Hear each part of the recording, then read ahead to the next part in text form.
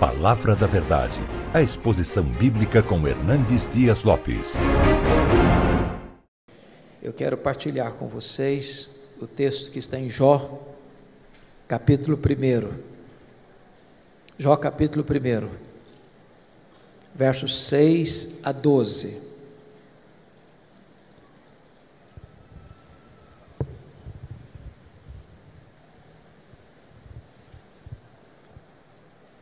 Jó, capítulo 1, 6 a 12.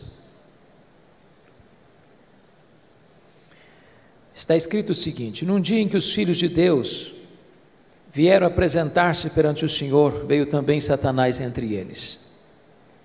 Então perguntou o Senhor a Satanás: de onde vens? Satanás respondeu ao Senhor e disse: de rodear a terra e passear por ela.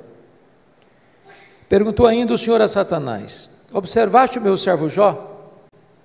Porque ninguém há na terra semelhante a ele, homem íntegro e reto, temente a Deus e que se desvia do mal. Então respondeu Satanás ao Senhor: porventura Jó, debalde ou inutilmente, teme a Deus? Acaso não o cercaste com sebe a ele, a sua casa e a tudo quanto tem? A obra de suas mãos abençoaste, e os seus bens se multiplicaram na terra. Estende, porém, a tua mão, e toca-lhe em tudo quanto ele tem, e verás se não blasfema contra ti na tua face. Disse o Senhor a Satanás: eis que tudo quanto ele tem está em teu poder, somente contra ele não estendas a tua mão. E Satanás saiu da presença do Senhor. Agora capítulo 2, versos de 1 a 6, por favor. No dia em que os filhos de Deus vieram apresentar-se perante o Senhor, veio também Satanás entre eles apresentar-se perante o Senhor. Então o Senhor disse a Satanás: de onde vens? Respondeu Satanás ao Senhor e disse: de rodear a terra e passear por ela. Perguntou o Senhor a Satanás: observaste o meu servo Jó? Porque ninguém há na terra semelhante a ele, homem íntegro e reto, temente a Deus e que se desvia do mal. Ele conserva a sua integridade, embora me incitasses contra ele para o consumir sem causa. Então Satanás respondeu ao Senhor: pele por pele, e tudo quanto o homem tem dará pela sua vida. Estende, porém, a tua mão e toca-lhe nos ossos e na carne, e verás se não blasfema contra ti na tua face. Disse o Senhor a Satanás: eis que ele está em teu poder, mas poupa-lhe a vida.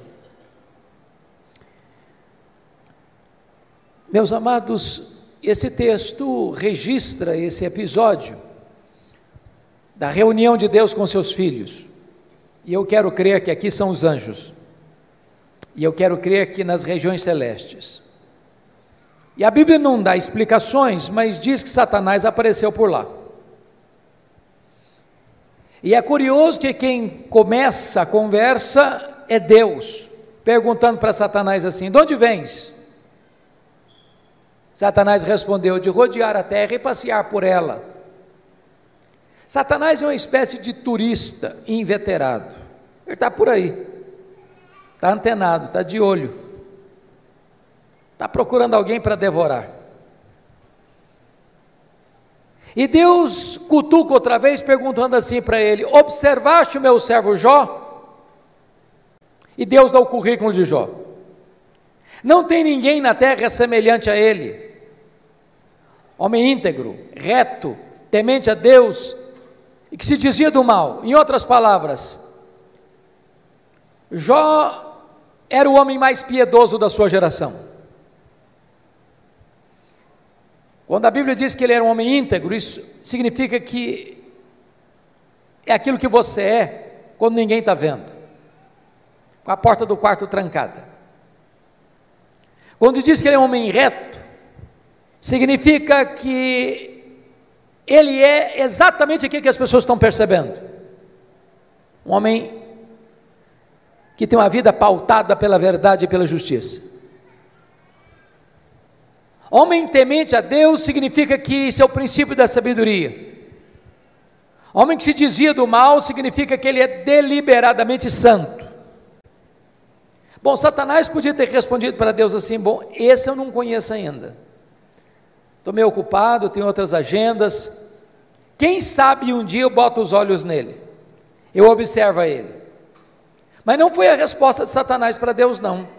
Satanás respondeu assim para Deus: mas também puderas, desse jeito aí, qualquer um te adora, tu tens abençoado a vida dele, tu tens colocado um grande muro de proteção ao redor da família dele, tudo que esse homem bota a mão vira dinheiro, os bens dele prosperam na terra, desse jeito aí é muito fácil te adorar.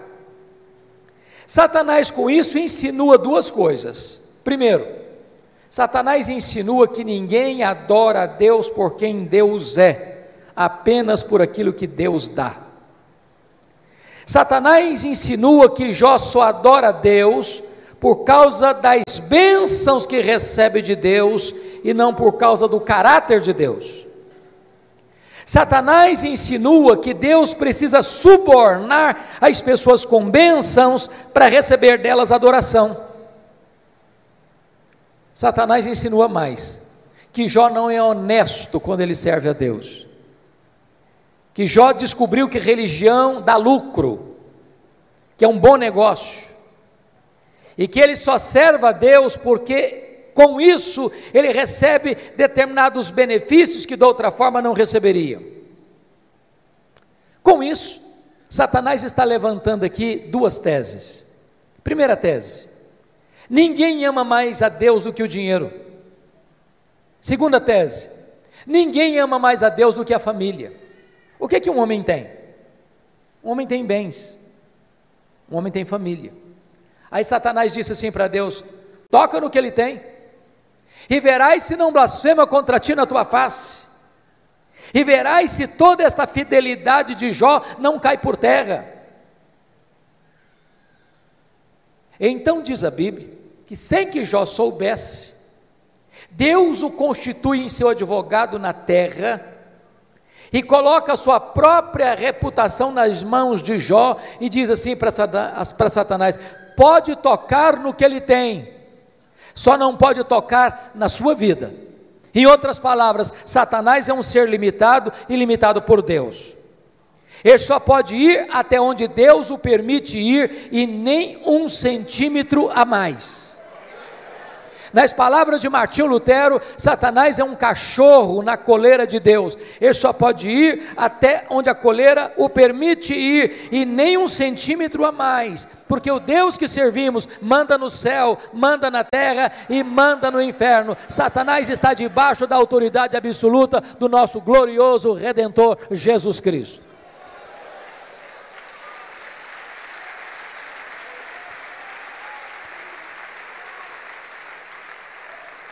Com a permissão de Deus, Satanás, porém, sai dali para provocar um verdadeiro terremoto na vida de Jó. Convido você a olhar no versículo 3, 1:3, porque Jó não era apenas o homem mais piedoso, conforme diz o versículo 8, mas conforme diz o versículo 3, está escrito assim, depois de quantificar os bens que ele possuía, está escrito: de maneira que este homem era o maior de todos os do Oriente. Sabe o que significa isso? Ele era o homem mais rico da sua geração. Cai um mito aqui: não é pecado ser rico. Você pode ser o homem mais rico e ao mesmo tempo o mais piedoso. O problema não é ser rico, o problema não é ter dinheiro, o problema é o dinheiro nos ter. O problema não é ter dinheiro no bolso, o problema é entronizar o dinheiro no coração. O problema não é o dinheiro, o problema é o amor do dinheiro. Mas não obstante Jó ser o homem mais rico da sua geração, veja você comigo, que nos versos 14, 15 e 16, Satanás vai usar os sabeus, Satanás vai usar os caldeus, Satanás vai usar o fogo, para destruir tudo que Jó tinha de uma maneira abrupta e rápida. O homem mais rico entra em colapso financeiro, o homem mais rico quebra, vai à bancarrota. Bom, você e eu conhecemos gente que por muito menos dá um tiro na cabeça, por muito menos blasfema contra Deus. A grande pergunta é: será que a tese de Satanás era verdadeira? Será que Jó amava mesmo mais a riqueza e o dinheiro do que a Deus? Será que Jó blasfemaria mesmo contra Deus? Será que a tese de Satanás era verdadeira? A resposta, confira comigo, está no versículo 21. Ele diz o seguinte: nu saí do ventre de minha mãe, nu voltarei. Sabe o que ele está dizendo? Eu não trouxe nada para este mundo, não vou levar nada deste mundo, portanto o que eu granjeei entre o berço e a sepultura não é a razão da minha vida. Eu adoro a Deus não por aquilo que Deus dá, eu adoro a Deus por quem Deus é. Eu não adoro a Deus por causa das bênçãos de Deus, eu adoro a Deus por causa do caráter de Deus. E aqui Jó derrota a primeira tese de Satanás. Ele prova que ele ama mais a Deus do que o dinheiro. Mas tem uma segunda tese: ninguém ama mais a Deus do que a família. Se você ler capítulo 1, versículo 5, você vai notar que Jó era um pai exemplar. Mesmo sendo muito rico e tendo uma agenda tão congestionada, e mesmo tendo 10 filhos e todos eles adultos, e Jó costura a unidade dos filhos. E há uma coisa curiosíssima aqui, já que nós temos pais e filhos aqui, toda família que tem mais de um filho sabe disso. Os filhos não são naturalmente unidos. Quando você vê uma família unida, pode ter certeza, por trás tem um pai e tem uma mãe que trabalha para que os irmãos sejam amigos. Agora, quando tem dinheiro por trás, é mais complicado ainda. Sabe por quê? O dinheiro não tem liga, o dinheiro não tem amálgama, o dinheiro divide, o dinheiro separa.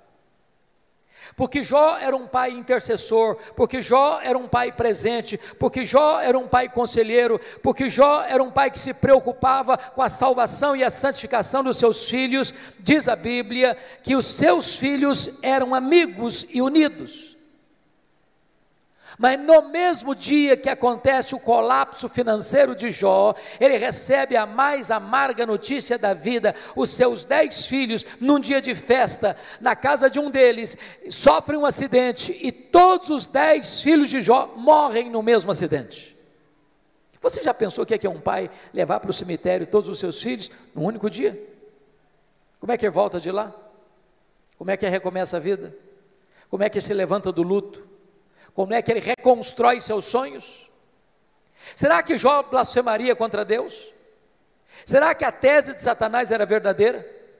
Será que ninguém de fato ama mais a Deus do que a família? Será que de fato Satanás tinha razão e Jó se voltaria contra Deus para blasfemar contra ele? A resposta está no capítulo 1, versículo 20, confira comigo aí. Diz o texto que logo que Jó recebe essa notícia, ele se levanta, rasga o seu manto, rapa a cabeça, lança-se em terra e disse: o Senhor Deus deu, o Senhor Deus tomou, bendito seja o nome do Senhor. Ele prova que ama mais a Deus do que a família. Ele prova que ele serve a Deus não por aquilo que Deus dá, mas por quem Deus é. Ele derrota a segunda tese de Satanás. Ele prova que ele ama mais a Deus do que a sua própria família. Mas agora vem o capítulo 2. E novamente Deus está lá com seus filhos, e Satanás aparece por lá. E é curioso que é Deus quem começa de novo perguntando do mesmo jeito: de onde vens? Satanás respondeu assim: de rodear a terra e passear por ela. Sabe o que significa isso? Satanás está dizendo o seguinte: estou fazendo o que eu sempre fiz, não mudei minha agenda, estou por aí, estou de olho, estou antenado, estou procurando uma brecha, estou procurando alguém para devorar. E Deus pergunta de novo: observaste o meu servo Jó?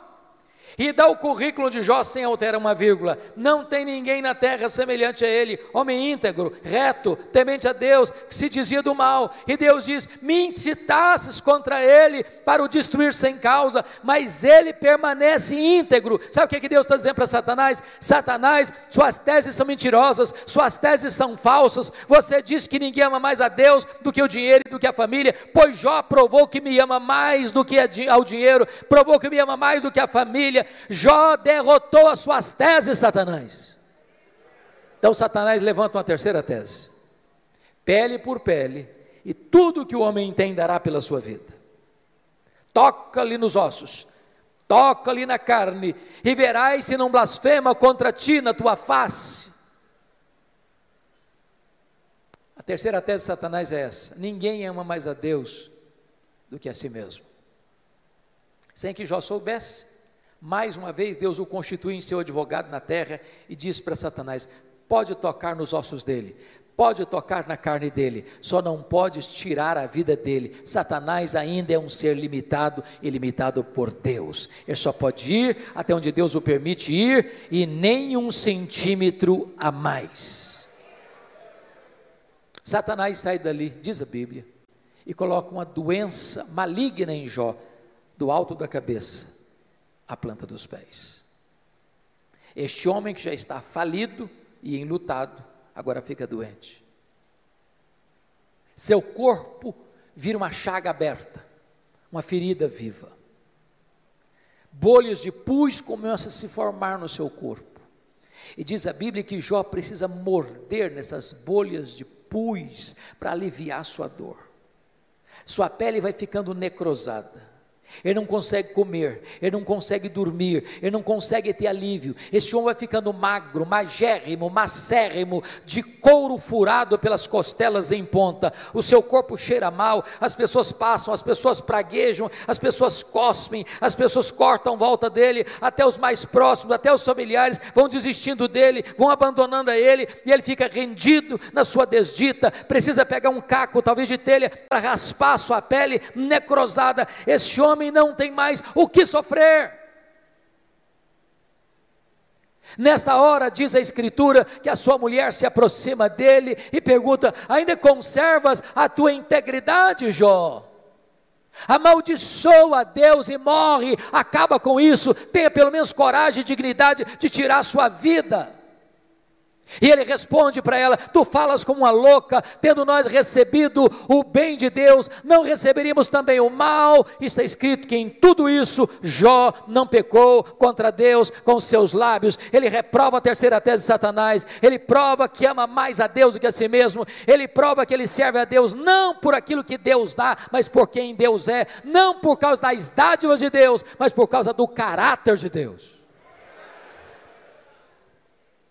Mas aí confira comigo, capítulo 2, versículo 11, meus amigos, Elifaz, Bildade e Zofar combinaram ir condoer-se de Jó e consolá-lo. Diz o texto que, levantando-se de longe os olhos, não reconheceram Jó e ergueram a voz e choraram.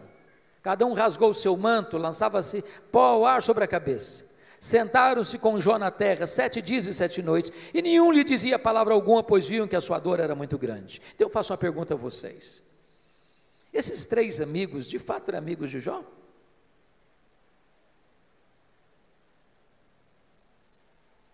E a resposta óbvia é: claro que eram amigos. Eu faço uma pergunta a você: alguma vez você já recebeu alguma visita assim? Quando você está passando um momento difícil, pessoa que vem de longe, 7 dias, sentado com você no chão, sem abrir a boca, chorando ao ver o seu sofrimento? Você já fez a alguém alguma visita dessa natureza? Mas qual era o problema desses homens então? O problema desses amigos de Jó é que num dado momento eles deram uma de teólogos. Eles começaram a cogitar, desenvolveram uma lógica cartesiana de causa e efeito, e eles pensaram assim: para Jó estar sofrendo, ele deve ter feito alguma coisa errada, mas para Jó estar sofrendo muito, ele deve ter feito muita coisa errada. Mas eles não só pensaram, eles falaram. Mas eles não só falaram, falaram para Jó.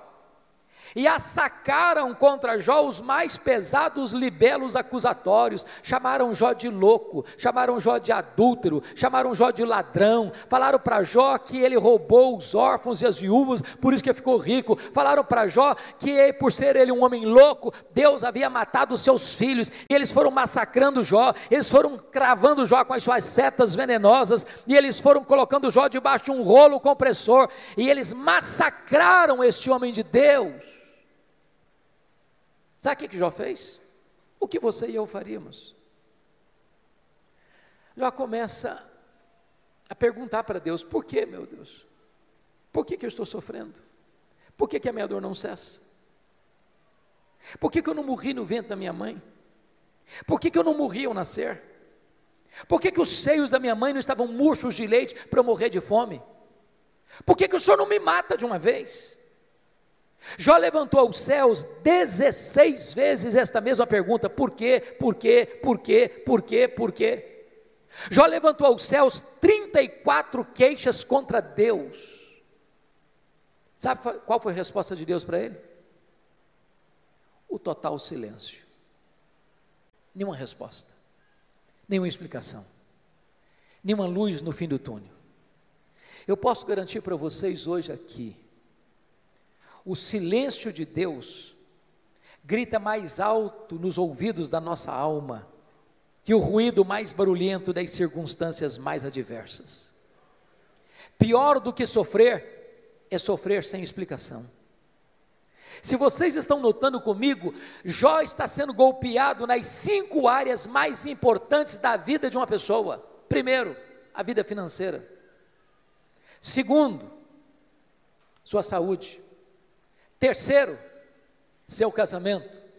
Quarto, seus filhos. Quinto, suas amizades. Todas essas áreas vitais estão sendo dinamitadas, destruídas, minadas na vida desse homem. Esse homem está no fundo de um poço, ele não tem mais nada para perder, ele está completamente rendido à sua desdita, ao fracasso, à derrota. Esse homem não tem nada mais em quem segurar, a quem buscar, ele está no fundo de um poço. Mas quando você está no fundo de um poço, só tem uma direção para olhar: é para cima, é para o alto, é para Deus.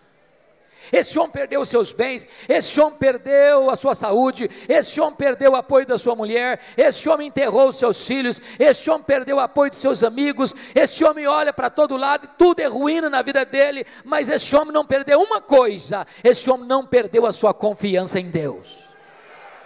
E quando ele está no fundo do poço, ele arranca de dentro da alma um brado de esperança, ao dizer: mais uma coisa eu sei, é que o meu Redentor vive, e por fim, eu revestir esse meu corpo de pele, eu verei o meu Redentor. Pode vir momentos difíceis, pode vir momentos de perda, pode vir momentos de luto, pode vir momentos de angústia e dor na sua vida, mas Deus jamais deixará você desamparado. Ele sustenta você, Ele segura você, Ele ampara você, Ele levanta você. É curioso, irmãos, que quando Jó arranca do peito esse brado de esperança, Deus rompe o silêncio e começa a falar com ele. Mas curiosamente, Deus, ao conversar com Jó, Deus não respondeu nenhuma das 16 perguntas de Jó. Deus não respondeu nenhuma das 34 queixas de Jó. Ao contrário, Deus fez 70 perguntas para Jó. 70. Todas perguntas retóricas, que não dava para responder. Deus como que abriu as janelas dos céus, despejando em catadupas torrentes da sua glória, do seu conhecimento sobre Jó. da sua majestade, do seu poder, e Deus começa a perguntar para Jó assim: ô Jó, onde tu estavas quando eu lancei, ou quando eu lançava os fundamentos da terra? Ô Jó, onde você estava quando eu espalhava as estrelas no firmamento? Ô Jó, onde você estava quando eu cercava as águas do mar, para que elas não invadissem a terra? Ô Jó, me explica como é que eu formo a geada. E Deus foi mostrando para Jó o seu poder, a sua grandeza, a sua majestade, a sua glória, a sua magnificência. E quando Jó é esmagado por esta gloriosa revelação de Deus, ele para ter a mais importante experiência da sua vida. E eu gostaria de contar para você como é que ele teve essa experiência. Então vá comigo agora, por favor, para o capítulo 42 de Jó, porque aí algumas revelações que mostram a experiência desse homem com Deus, que pode ser nesta noite a sua experiência com Deus. Primeira coisa que Jó reconheceu, quando Deus se revelou a ele, está aí no versículo de número 2. Então respondeu Jó ao Senhor: bem sei que tudo podes. Ele reconheceu a onipotência de Deus. Preste bem atenção nisso. Você e eu temos fraquezas indisfarçáveis. Como o bispo Júlio disse agora há pouco, a gente tem que ler. Crente precisa ler. Quem cessa de aprender, cessa de ensinar. Eu gosto muito de ler, sempre gostei. Passo nas livrarias praticamente toda semana. E você sabe que no Brasil e no mundo, os livros que mais vendem são os livros de autoajuda. E os livros que ensinam você a ficar rico rápido. Eu acho que eu não estou sabendo ler bem esses livros. Mas esses livros de autoajuda dizem assim para você: você é forte, você é um gigante, você tem a força, você tem o poder, há poder nas suas palavras, você é alguém tão poderoso que basta fazer cócegas no seu interior e levantar-se-á daí um gigante. Sabe o que a Bíblia diz? Exatamente o contrário. A Bíblia diz que você e eu somos fracos. A Bíblia diz que Deus conhece a nossa estrutura e sabe que nós somos pó. Então deixa eu provar que você e eu somos fracos. Primeiro, nós temos fraquezas físicas. Ô, gente, querendo ou não, gostando ou não, o tempo vai esculpindo algumas rugas no nosso rosto indisfarçáveis. As mulheres mais espertas do que os homens usam alguns recursos interessantes, como os bons cosméticos, dão uma boa disfarçada. Daqui a pouco, uma boa cirurgia plástica ajuda muito. Mas chega um momento que, ainda que Pitangui ressuscitasse dentre os mortos, não teria jeito mais. As pernas ficam bambas, os braços descaídos, os joelhos trôpegos, os olhos embaçados. E diz os entendidos que cada fio de cabelo branco que brota na nossa cabeça é a morte chamando-nos para um duelo. Eu acho até um exército acampado ao meu redor.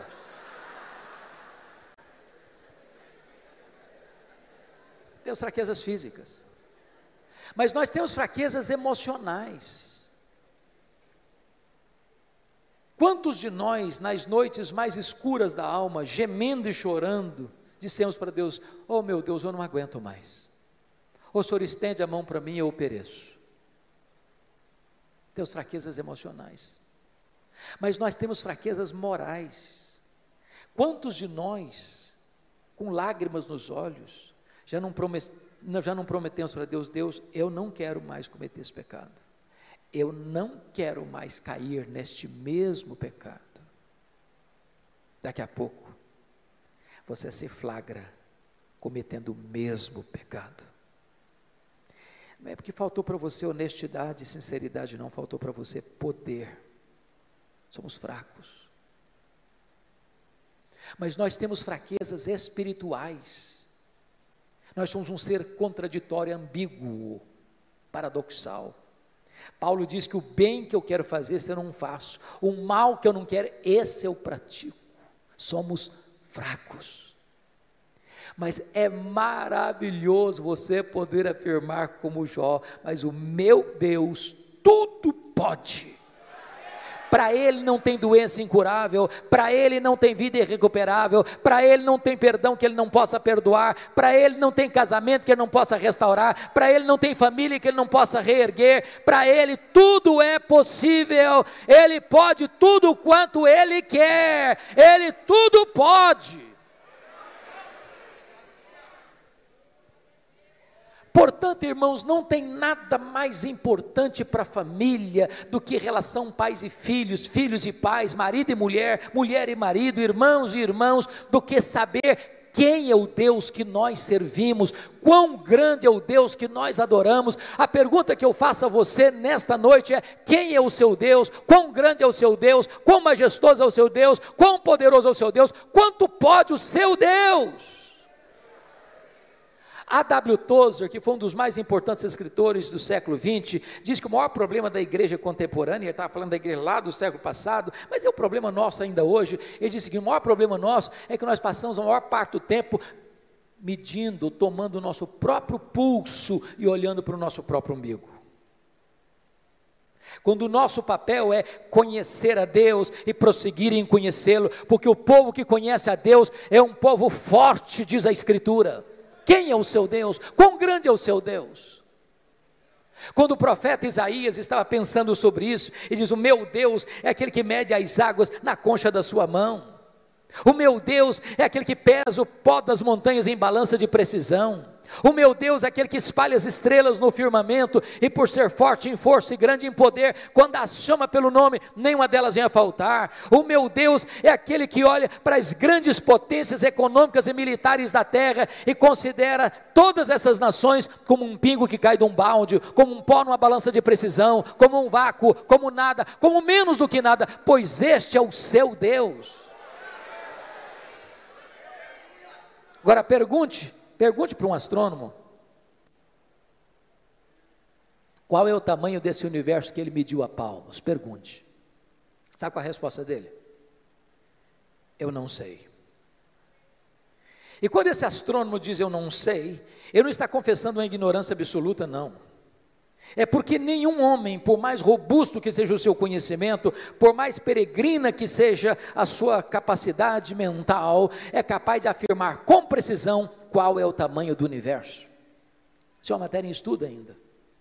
O que eles já sabem é que o nosso universo tem mais de 93 bilhões de anos-luz de diâmetro. E o que significa isso?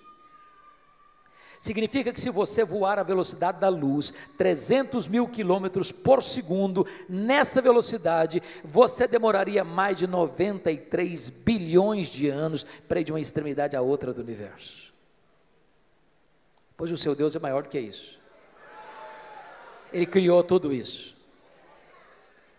Não tem um centímetro desse universo onde eu não posso dizer: isso aqui é meu, eu criei isso aqui, sou dono disso aqui. Este é o seu Deus. Pergunte a um astrônomo quantas estrelas existem. Sabe qual é a resposta dele? Eu não sei. O que eles já sabem e afirmam é que há mais estrelas no firmamento do que todos os grãos de areia de todas as praias e desertos do nosso planeta. Vá um dia à praia, encha a concha da sua mão de areia, leve para casa, bote numa tábua de vidro e tenha paciência de contar quantos grãos de areia você consegue botar na concha da sua mão. Pois há mais estrelas do que todos os grãos de areia de todas as praias e desertos do nosso planeta. Mas o seu Deus não apenas criou todas elas, o seu Deus batizou cada uma delas pelo nome. E por ser forte em força e grande em poder, quando as chama pelo nome, nenhuma delas vem a faltar. Este é o seu Deus, Ele tudo pode. A ciência hoje não está pasma mais com o macro-universo, ela está pasma, boquiaberta, com o micro-universo hoje. Você pega uma folha, por mais tenra que ela seja, ela é tão complexa como a cidade de São Paulo. Você pega uma gema de ovo, ela é mais complexa do que qualquer coisa que o homem já inventou.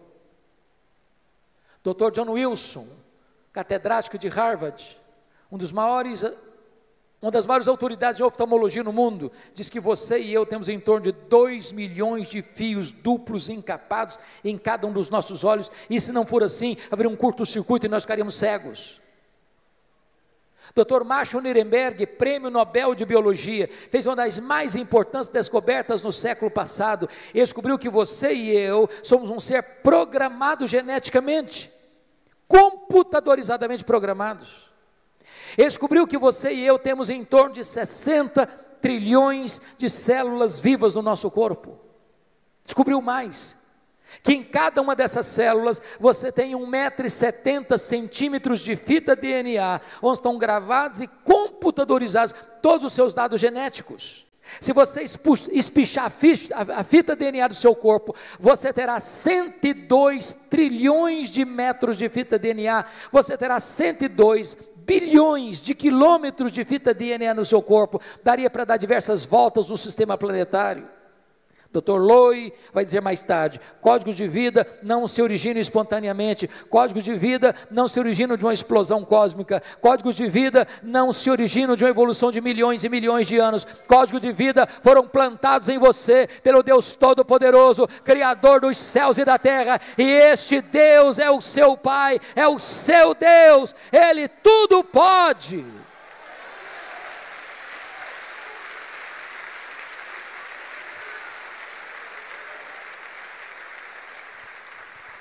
Deixa eu ilustrar isso de maneira mais simples.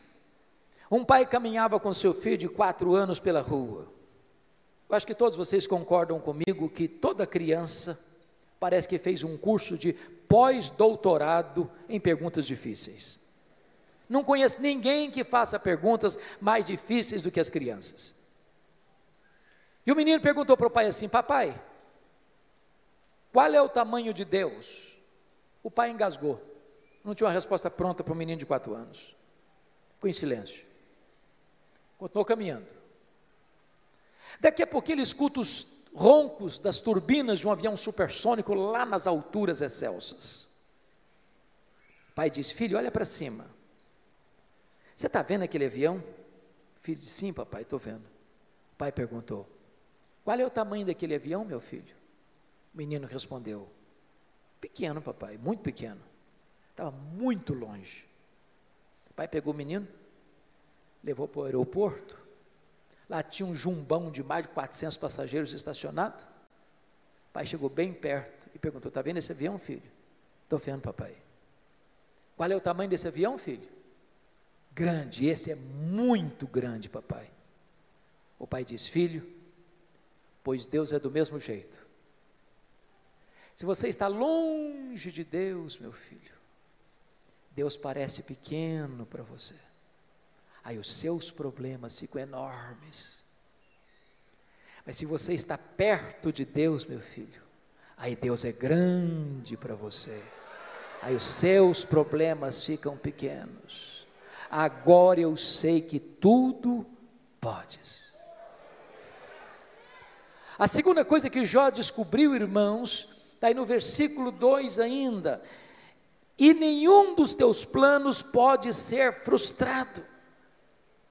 Preste bem atenção nisso. Você e eu não cremos em acaso, você e eu não cremos em sorte, você e eu não cremos em azar, você e eu não cremos em determinismo cego, você e eu não cremos em misticismo, você e eu não cremos em olho gordo, você e eu cremos que a mão de Deus dirige o nosso destino. Pode ter certeza disso. Se você está passando um momento difícil, se você está passando por um vale, se você está passando por uma prova, se você está passando por um momento amargo, seja financeiro, seja de saúde, seja na sua família, isso não pegou Deus de surpresa, isso não desfez os propósitos de Deus na sua vida. Deus está trabalhando por você e não contra você. Sabemos que todas as coisas cooperam para o bem daqueles que amam a Deus. Se Ele está permitindo você passar por uma luta, Ele tem um plano, Ele tem um propósito, Ele vai transformar tudo isso para o seu bem, e você vai ficar mais maduro, e você vai ficar mais parecido com o Senhor Jesus Cristo. Nenhum dos planos de Deus pode ser frustrado. Terceira coisa que Jó vem a descobrir, pelo conhecimento que ele teve de Deus, ele reconheceu sua profunda limitação. Olha o versículo 3. Na verdade, eu falei do que eu não entendia. Coisas maravilhosas demais para mim, coisas que eu não conhecia. Vamos entender isso aqui. Quando alguém está sofrendo, como Jó sofreu, via de regra a pessoa faz duas coisas: ou se cala estoicamente, tranca os dentes, ou fala. Jó falou, Jó se defendeu, Jó se queixou, Jó perguntou, o tempo todo. Quando você está sofrendo, você acaba falando muita coisa que você não está entendendo.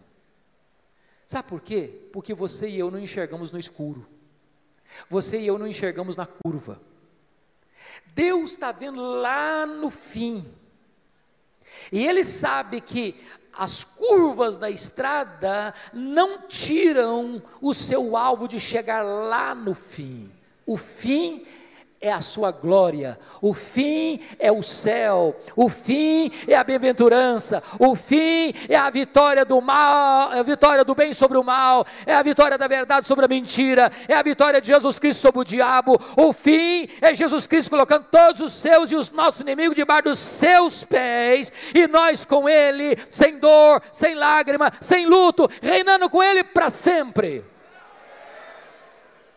Agora, enquanto você está caminhando, você faz tanta pergunta, você fala tanta coisa, e eu também.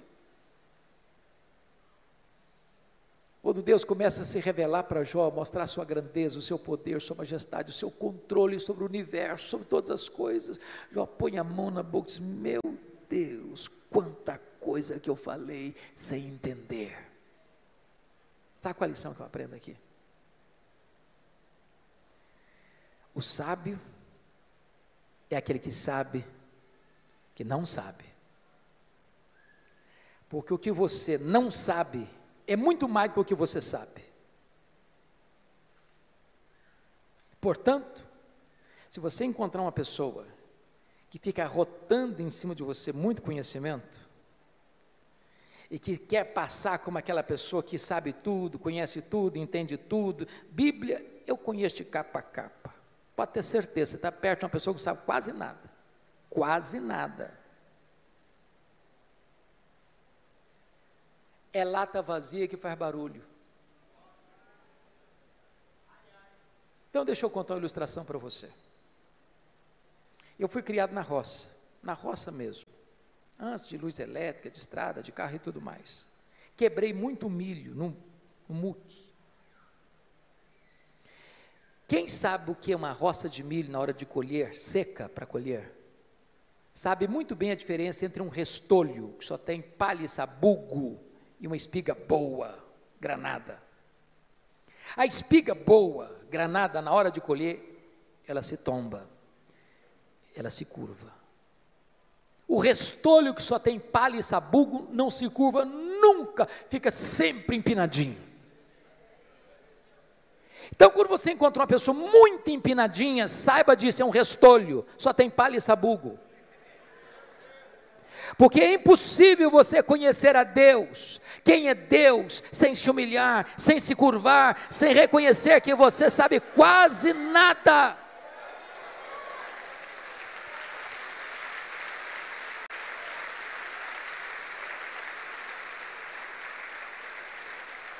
Quarta coisa que Jó descobriu que mudou a vida dele, ele reconheceu o seu limitado conhecimento de Deus. Olha o versículo 5 comigo. Eu te conheci só de ouvir, mas agora os meus olhos te veem. Irmãos, eu entro em crise com esse versículo. Sabe por que eu entro em crise com esse versículo? Lá no capítulo 1, versículo 8, Deus disse sobre esse homem aí: não tem ninguém na terra semelhante a ele, homem íntegro, reto, temente a Deus, se desvia do mal. Isso não é rasgação de seda de amigo, não. Quem está dizendo isso é Deus. Deus não tem uma opinião a seu respeito, Deus tem um diagnóstico. Agora, como é que esse homem, que Deus chama do homem mais piedoso da sua geração, pode fazer uma declaração dessa? Oh Deus, eu te conheci só de ouvir, agora os meus olhos te veem. Não parece contraditório? Mas para entender isso, eu vou fazer uma pergunta para você. Você conhece a Deus? Conhece mesmo? quanto você conhece? Quanto? Eu explico. Havia um homem que nunca tinha visto o mar. Brincando, eu acho que ele era mineiro. Um dia ele faz uma viagem para o litoral e vê o mar. E ele fica encantado. Ele diz: agora eu conheço o mar. Aproxima-se dele um marujo, com a pele tostada de sol e sal, por viver nas procelas do mar, e diz: eu também conheço o mar.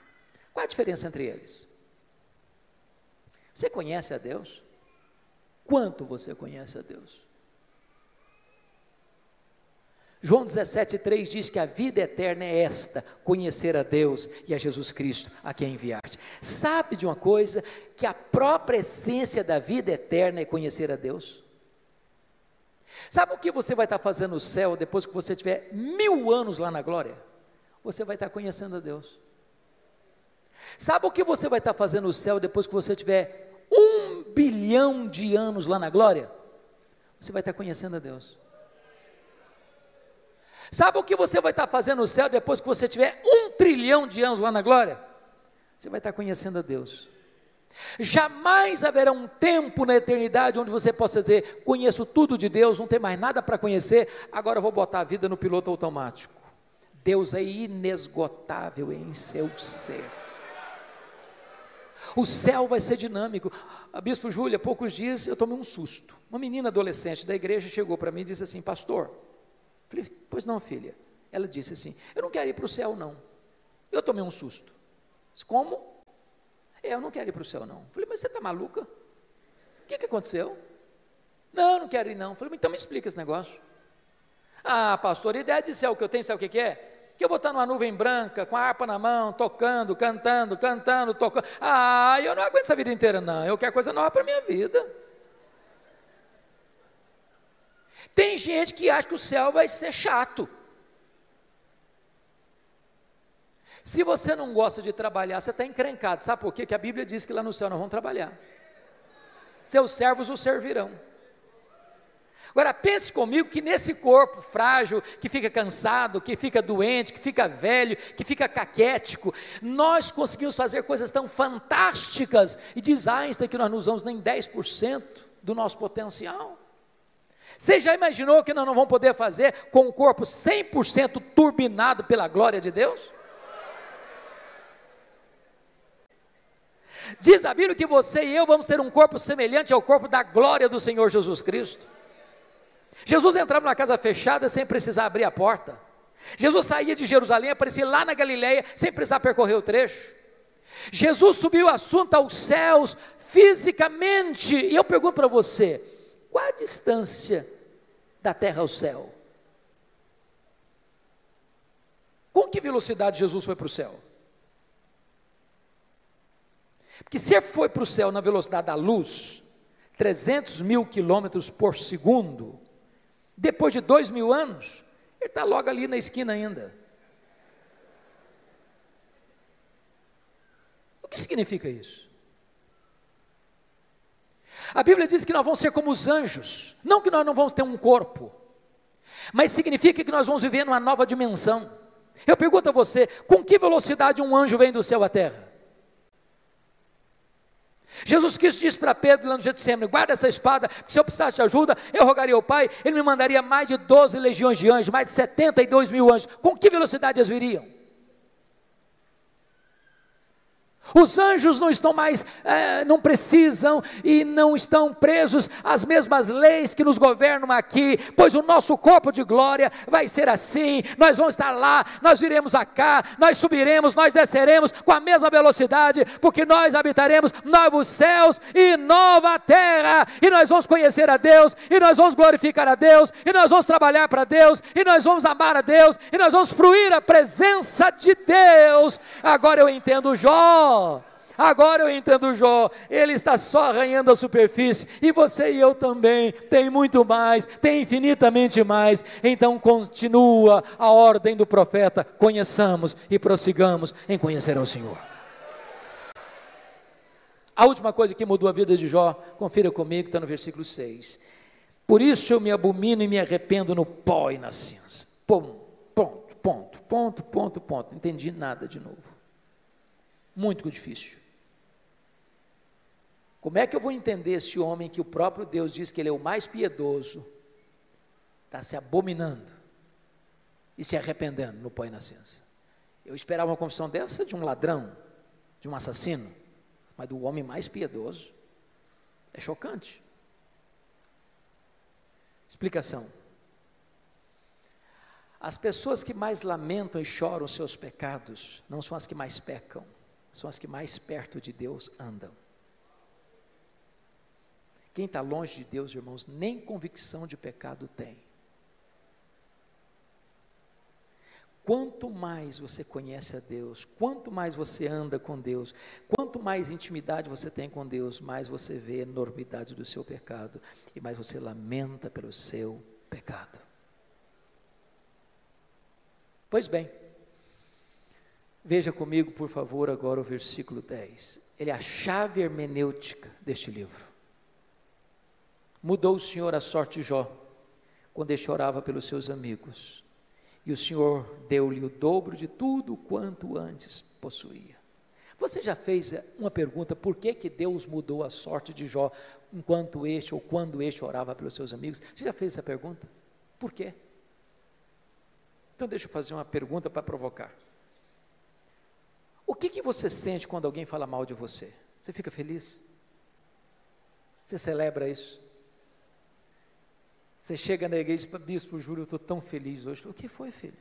Estão falando mal de mim, o senhor sabe que isso é uma delícia, eu estou tão feliz com isso. É assim que você reage? O que vocês acham que Jó sentiu, quando os seus amigos disseram assim para ele, você é um ladrão, você é um adúltero, você é louco, você ficou rico porque você roubou os órfãos e as viúvas? O que vocês acham que Jó sentiu? Ficou feliz da vida? O que Jó fez? Jó se queixou, se defendeu, e quem se defende, sabe o que tem no coração às vezes? Mágoas, dores, ressentimentos. Sabe o que Deus está falando para esse homem?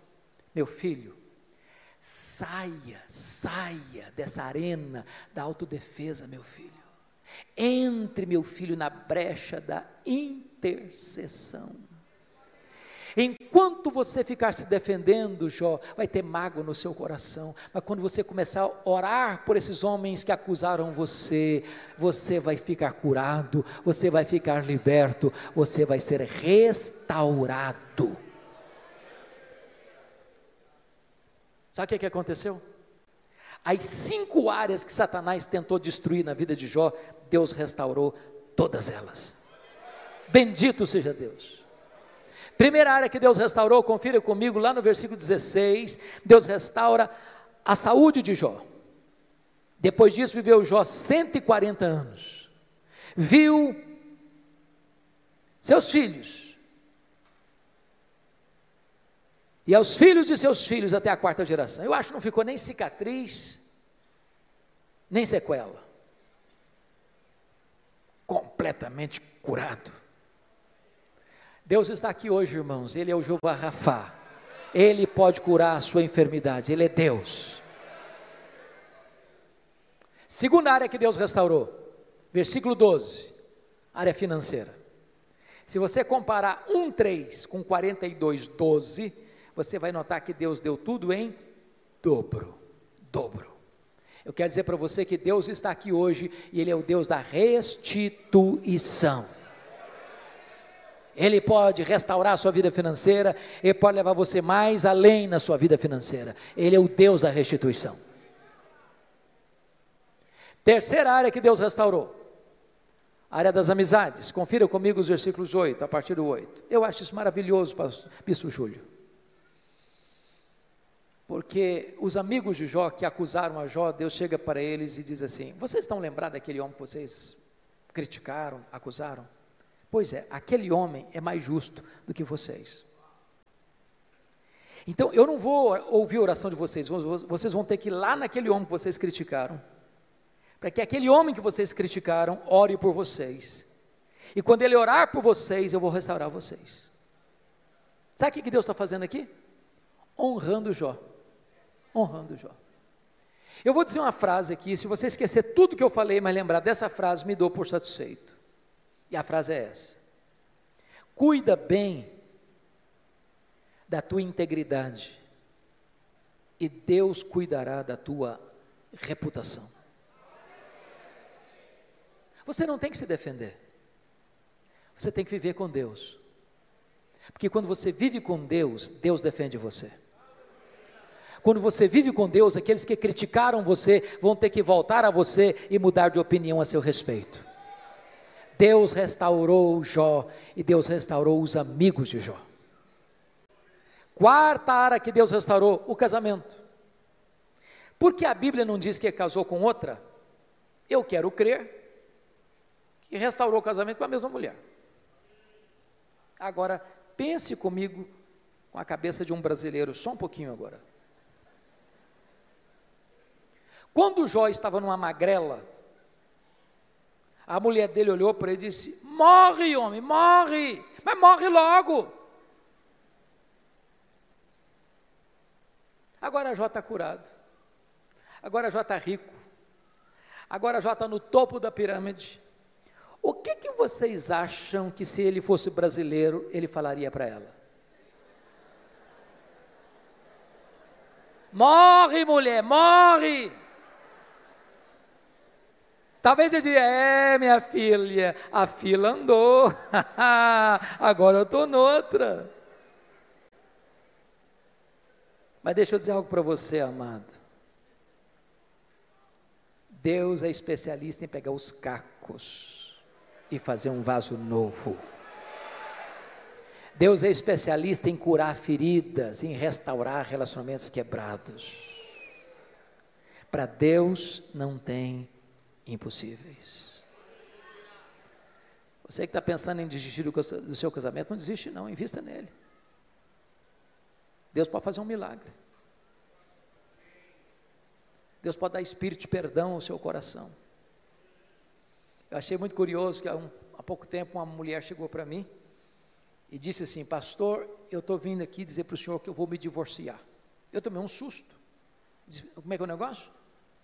Eu estou dizendo para o senhor que eu vou me divorciar. Falei: verdade? É verdade, sim, senhor. E eu perguntei: mas por quê? Ela disse assim para mim: secou. Secou, não tem mais nada, secou. O sentimento secou. Olhei para ela e disse: secou, filha? Oh, mas se secou, tem esperança. Ela regalou os olhos: o senhor está maluco? Tem esperança. Você não leu na Bíblia lá que Deus fez a vara seca de Arão florescer? Pois Deus faz florescer o que está seco no seu coração. Diz: pastor, o senhor endoidou. Estou falando para o senhor que morreu. Está claro agora? Morreu, está claro? Ou precisa botar legenda? Falei: morreu, filha? Oh, mas se morreu, tem esperança.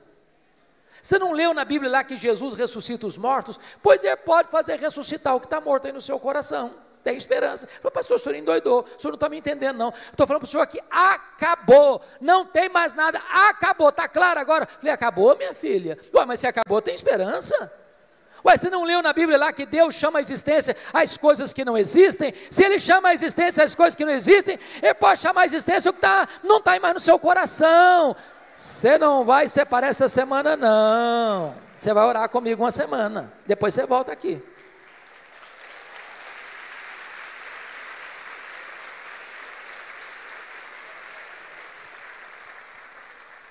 Depois de uma semana ela voltou e disse: pastor, acabou. Falei: acabou o quê, filha? A vontade de divorciar. Estou animada. Deus está curando a minha alma e curando meu casamento. Com Deus não há impossíveis. Louvado seja o Senhor. A quinta e última área que Deus restaurou foram os filhos. Você nota comigo no capítulo 1, versículo de número 16, aliás, versículo 13, também teve outros 7 filhos e 3 filhas, e Deus restaura Mas você pode fazer uma pergunta curiosíssima. Pastor, eu não estou entendendo. Se Deus devolveu tudo em dobro, e Jó antes tinha 10 filhos, quantos ele deveria ter agora? 20. Então não foi tudo em dobro.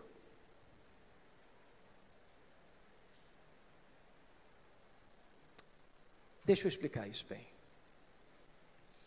Talvez fazendo uma correção para um tipo de comunicação, de fala que nós usamos muito no Brasil. Quando morre alguém na sua casa, na sua família, família de Deus, preste atenção nisso. Quando morre um filho, você não perdeu um filho. Como aquele pai que voltou do cemitério, depois de enterrar o seu filho, e um amigo vai dar um abraço nele e disse: meus sentimentos, eu soube que o senhor perdeu o seu filho. O pai disse: não, senhor, eu não perdi meu filho. Você perde alguém quando você não sabe onde ele está, com quem ele está. Eu sei onde está meu filho, eu sei com quem está meu filho. Meu filho está no céu, meu filho está com Jesus.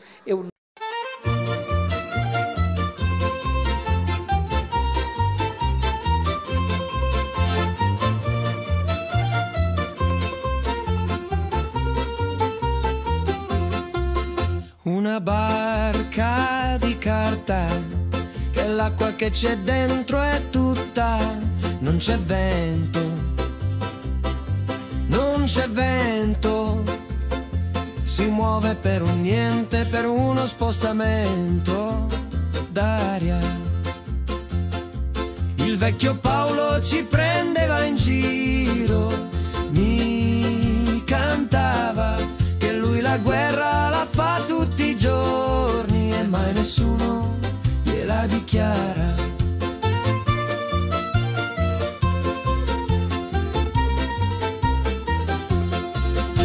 Un viaggio di fortuna, non si è mai pronti quando arriva, non c'è scelta, non c'è scelta, l'anima si arrende, lo stomaco si chiude a tutto.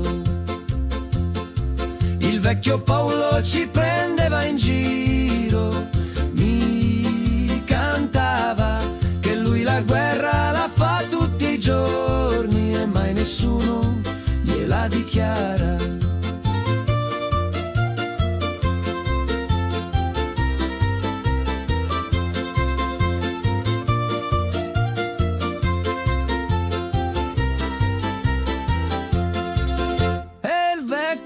Paolo nella sua camicia buona l'hanno seppellito con un foglio in tasca e un segno sulla faccia. E il vecchio Paolo nella sua camicia buona l'hanno seppellito con un foglio in tasca e un segno sulla faccia. Il vecchio Paolo ci prendeva in giro, mi cantava che lui la guerra la fa tutti i giorni e mai nessuno gliela dichiara.